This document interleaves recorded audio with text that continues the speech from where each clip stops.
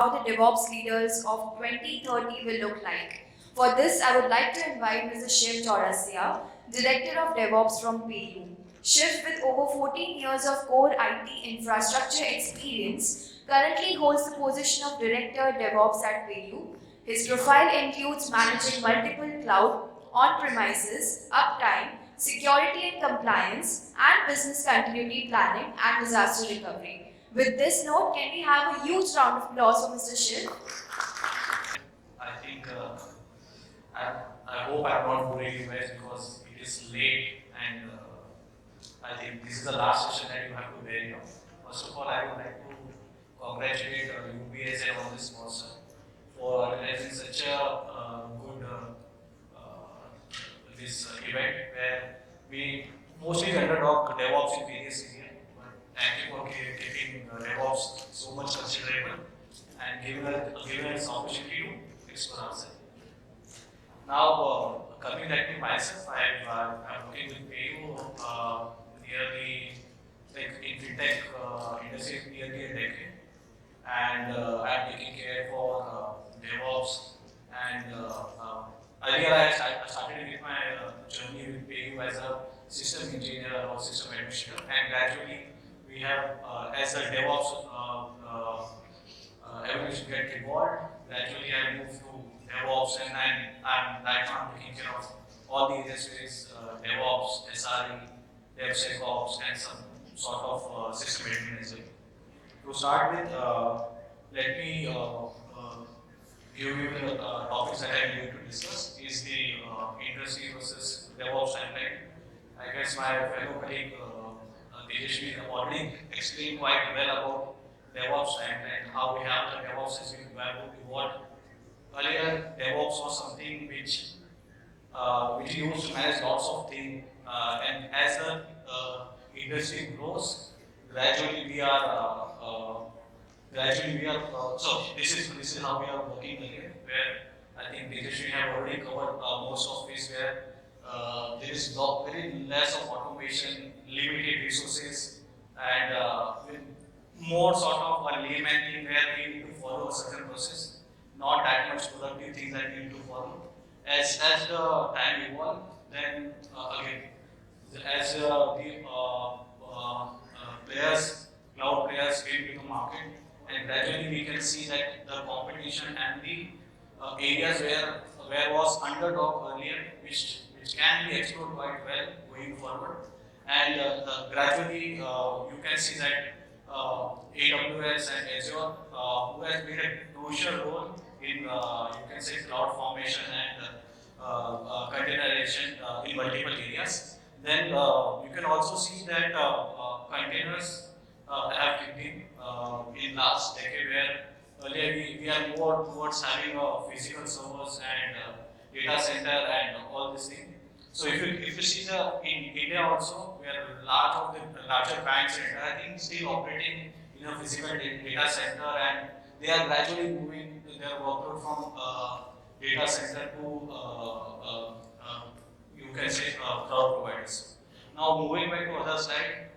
Now this is how the things are getting transformed, and we are more towards post-pandemic, where everyone realized that how IT industries get boomed up, and especially in fintech industry, I guess even Avinash can also correlate that how pandemic have given us a drastic opportunity to explore ourselves and get the new things implemented. Okay, so there are lots of things that we have came into the picture, that data residency and your AI ML get kicked in, and similarly there is lots of world-class architecture that is started getting built in upcoming 4 years. Now moving back to another topics. So earlier we used to have more working in a reactive ways, where there is an outage happen and people start acting on that, and gradually the things are shifting from proactive to reactive. So from reactive to proactive, where we have to analyze our problem prior to getting 𝗃𝐞𝐸. Okay, like self-healing mechanism and getting a proper alert or dashboard for the same. Then there is a lot of collaboration started happening. Okay, now moving into the next slide uh, where you can see the multiple flows that is floating around. First you can see the emphasize area where we need to understand the people, how what sort of resources that we are willing to have. Secondly, figure out the problem, how the problems, like what is the problem that we are actually seeing into this. Then we have to explore the idea. This is a whole design thinking that we have explored in multiple slides. It is more. I'm not going to repeat the same thing because it is already covered by multiple folks. Now, this is a crucial thing that is thinking, which was not. You can see, which was not a worry point earlier, as cloud kicked in. So everyone was trying to get more sort of cloud native services, where we have seen lots of challenges for moving out from cloud. So full stack cloud neutrality is talking more towards about your tool which can implement on multiple cloud providers. Like if you talk about IAC, you can use a Terraform. You can use a Terraform for building services. It can be work as smooth as we go with AWS or Azure platform. Similarly, if you talk about the continuous deployment, like we have Spinnakers. Okay, so Spinnaker can be easily integrated with any of the cloud provider, which can be easily with just changing a few parameters against each other. So these are tools which will be helping us in building the environment and moving and choose the tools in effective way where we can identify that we can easily plug in any of the environments from our cloud agnostic environments. Now moving into infra as a code. So I don't see that anyone have done this touch. I missed out the earlier session, but in the second half I did see that anyone have done touch base on IIC. So on PayU we have worked quite well on the IIC, where in recent time there was a lot of error that we are seeing while we doing a deployment, and if we create any environments, that time we can see that there is a lot of human error. Okay, and there is no accountability, and as such, there is no proper version controller. So as we move into ISC via Terraform, we can easily control what all these things has been happening. If you want to implement any of the small changes, we can easily adopt that thing via ISC, and it is very much helpful for lots of things like accountability, your scaling purpose, and even if you go for DR, it can be easily achievable. Now moving to our unit metrics, I think this is already covered by some of my fellow members. Like unit metric, which is majorly talking about your matrices that what we have implemented, and for troubleshooting or you can identify the issues, you can capture your via logs and statistics. Now coming back to platform engineering and AI.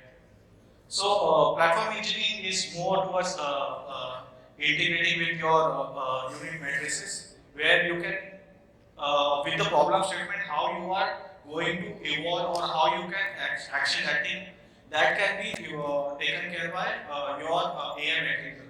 Just take an example in our case, where we are having a multiple payment gateways and multiple PPGs which will constantly, where we can see that some of the pages are performing well, and some of the pages sometimes like at the midnight the routing is not or the SR is more towards the latency. Okay, the latency is not good at the evening time.